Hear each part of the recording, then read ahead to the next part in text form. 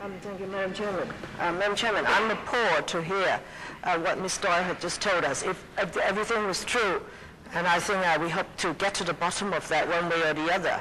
But I want to ask Ms. Doyle two questions. You said that the objective of the violence used on the 7th of April, one of that is for the government to assert absolute authority. And then afterwards I heard that, I think from the government and also from the UNHCR, that was indeed one of the objective. I mean, do you have any evidence that before that, prior to that the government was actually losing control of the camps? And then you also say that the thing was to show that peaceful demonstration will not be tolerated and will be dealt with harshly. But prior to that, is there any evidence, I mean, with the hunger strike and all sorts of demonstrations going on, any evidence that that sort of a protest would be dealt with very harshly?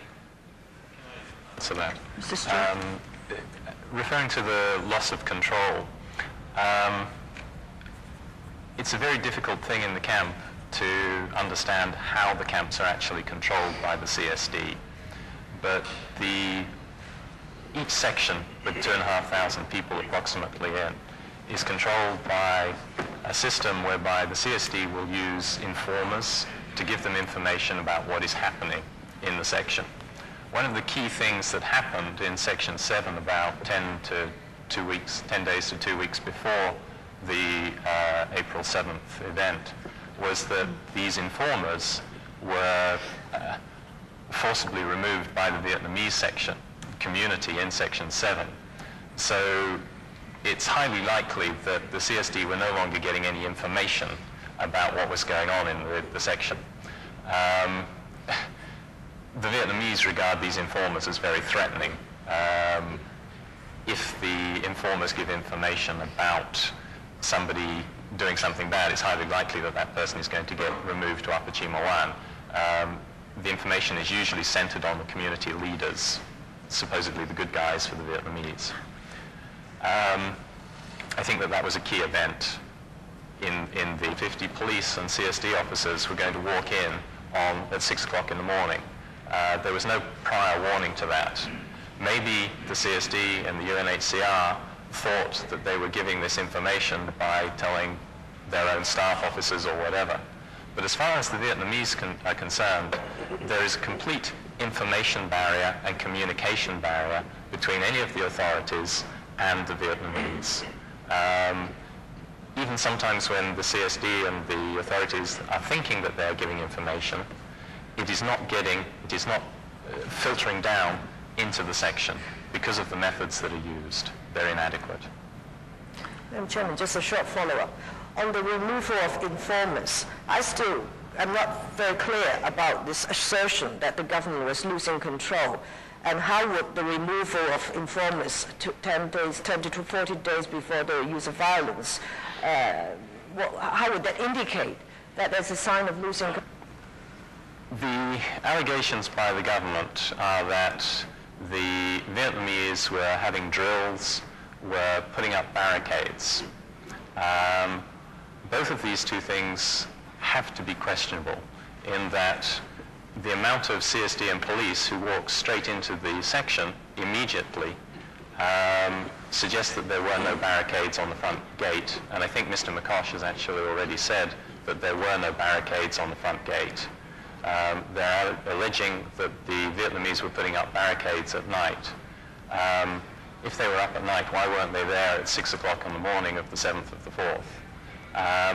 Regarding the drills, which are supposedly threatening, the drills, as far as we can see, were people going out into the playground and forming a human chain, linking their arms or tying their hands together. Now, yes, it is threatening. Whitehead is threatening to people. If you put people behind 20 feet of barbed wire, you give them no information, and you expect to keep control of people, then it's very easy to overreact when you think you're losing control. I think we have to look at wider issues if we're going to look at how people are reacting. Christine. Yes, I think I'd probably go even further than Emily, that, I mean, obviously, our two guests were not there. But even if half of what they say is true, I would find it extremely disturbing. Now it is clear from public information that there were at least three types of materials used. There was something that comes out of an aerosol can, and we now know that to be mace. Then there is the canisters of tear gas and this pepper fog machine. I'd just like to ask that, as far as you know, what effects does mace have immediately on the people? Because it doesn't seem like, I mean, when we visit the camp, that was what we couldn't see. What was the effect of mace? The immediate effect on that day was to break up the peaceful demonstration of the people sitting there. The immediate effect is that it seems to sting their face, particularly if you put it in their eyes. Reading the newspaper yesterday, and I think they took an expert report saying that if it's fired from under 16 inches, that it has the effect of possible burns. There are apparently people in High Island now who still have blotchy red patches on their face. The people that we've heard from in the letters are complaining of irritation of their eyes, particularly puffy eyes. Well, sore throats. It's hard to know the things people are complaining of or what happened to them immediately, whether it was from the mace, the tear gas, or the pepper fog. When you talk to them, it's hard to distill that out from them. But there was a lot of complaints, additionally of sore throats, of weeping, of children especially passing out. I'm not sure if it was from the mace particularly. But. We have four other members who wish to ask questions. We have to move quickly. Martin. I share my colleague's concern. I mean, the more we hear about this, the more appalling this incident appears to be. I'm particularly interested in what was going on before the 7th of April. I think, Mr. Oll, in your presentation, you said that it was your impression that there had been no proper attempt to have a dialogue with the leaders of Section 7. Can you just expand a bit on that point about what was actually going on in the week or two prior to it? Were there attempts to have a dialogue? Were there attempts to explain the government or the UNHCR position? And secondly, I'm also concerned about the inadequacy of the UNHCR operations in all of this. Now, whilst they disclaim direct responsibility, they have these counsellors who are supposed to be playing a role in the camps. Now, what were they doing about all of this prior to that period, prior to that date? Can I answer the first part about the dialogue? The CSD are saying that they had continuous dialogue for, I think, a period of 2 months beforehand. Now, to give you a little bit of an overview of what dialogue in the camp is, it will be the community leaders will be pulled into the CSD offices, which is already a fairly threatening event for them, and then will be told perhaps what they are allowed to do and what they're not allowed to do. Even to have a demonstration in Whitehead, they have to apply to the CSD as anybody else does outside, but the whole thing is fairly well controlled by the CSD. I mean, these aren't just spontaneous demonstrations. To give an example of someone who did have a spontaneous demonstration, there's a gentleman, Witten Van Kaar, last year, who did try to have a spontaneous demonstration. He was immediately removed to Neku Chau and forcibly repatriated. So these things are not uncontrolled. The level of dialogue has to be put in the context of you have two sides totally at loggerheads as to what they're going to be saying. The Vietnamese saying, look, we want to do this, we don't want to go back to Vietnam. CSD saying, you must do this, and if you don't, you're going to be forced back to Vietnam in any way that we can do it. And no middle ground. UNHCR is not there, and I think maybe Kerry can... Well, I'd also like to point out that there's just no trust. The Vietnamese residents have been tricked many times by the CSD, and so any sort of true dialogue generally has to be moderated or mediated in some way. UNHCR field officers in High Island, in fact, were rather successful in dissipating a rather tense situation when they forcibly removed 3 women from that section some months ago. Now, as for UNHCR this particular day, it's our understanding that there were 2 field officers present in the general area One, however, was apparently in an office. The other was on a hill and only viewing the situation with the naked eye. Now, with 1,300 officers, 1,500 people, it's hardly an adequate coverage. The people in the section asked for monitors in the process of the operation, and it was denied. There apparently was no plans made to have more monitors available. It's our understanding that the UNHCR was notified some 12 hours prior to the operation. And I think the question was raised with the previous speaker. You're telling us one thing, government saying something else, and there's no one else. And that would have been the role of an independent monitor. The independent monitors also might have been able to prevent such a high level of violence that occurred.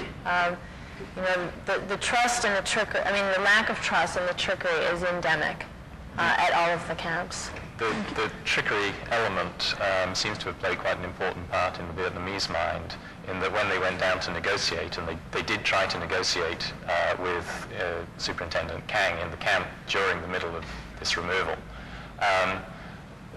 One of the things that was on their mind from their letters was the fact that in previous weeks to this removal, 2 people had been literally tricked. They'd been told that they were going somewhere else and were removed to Victoria Prison for forced repatriation. Last year, people were told that they needed to be treated for the plague and that they needed to be taken somewhere to hospital and were removed to Victoria Prison for forced repatriation. So the Vietnamese seem to have fairly substantial reasons for distrusting the CSD when they're trying to remove them. And as far as we know, we've got no reports of specific meetings or specific discussions taking place prior to the meeting. We do know some, maybe a week or 10 days, there was a show of force by CSD, but other than that, no discussions we know of. Can we have short questions, please? Simon. Ms. Doyle was saying earlier that you'd like to see a public inquiry, you'd like to see witnesses being protected. When you ask for witnesses to be protected, do you have reason to believe that witnesses who give information or testify are likely to be harmed? And if so, what sort of protection would you think would be adequate in the circumstances? Do you want to go first? Protection, we've already seen various trials with the Vietnamese being involved, and there was the well-known case of the witness refusing to testify because he feared his protection for his life. I find it very difficult to find a way of protecting Vietnamese in a detention center environment. The government doesn't seem to want to be taking them out of that environment. We have 1,500 people here. Witness protection is not going, I think, to be a particularly big issue in this case, in that we're not talking 2 sides of Vietnamese. We're talking 1 side of Vietnamese. And so I don't think the witness protection is a major problem. Although I was also thinking of possibly people from within the CSD or from within the police who might be willing to discuss more candidly the operations, and I could imagine whose jobs might very well be on the line. I mean, everyone is nervous about speaking about this, about coming forward. It's very hard. People have lost their jobs who work in the camps, who try to speak previously have lost their jobs. It's happened time again. So people are very afraid. If you're going to get any kind of candor from people, I think it's important to try to make some kind of arrangements so they aren't losing their jobs or they're not facing retribution. James. 我想問下對唔住，嗰啲武器咧，揾到嘅武器，即係聲稱揾到啦，政府啊，咁根據你嘅資料係咪即係有啲咁嘅事咧？抑或係即係正如佢哋話可能會係假嘅咧，唔喺嗰度揾到，抑或根本嗰啲係好陳舊嘅咧？另外一個好簡單就係你哋咪立場係咪仍然係認為唔應該遣返一啲因別為非難民嘅傳聞嘅？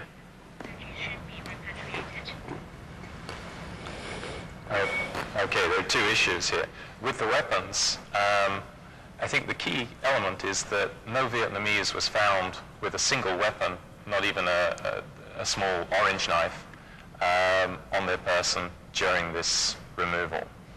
The Vietnamese are very, very adamant that they had no intention of using the weapons, and I think that if the CSD were asked in previous raids and previous weapon searches what sort of weapons that they had revealed from other sections at crucial times, at crisis times, a haul of just over 103 weapons doesn't smack of the Vietnamese preparing to resist violently.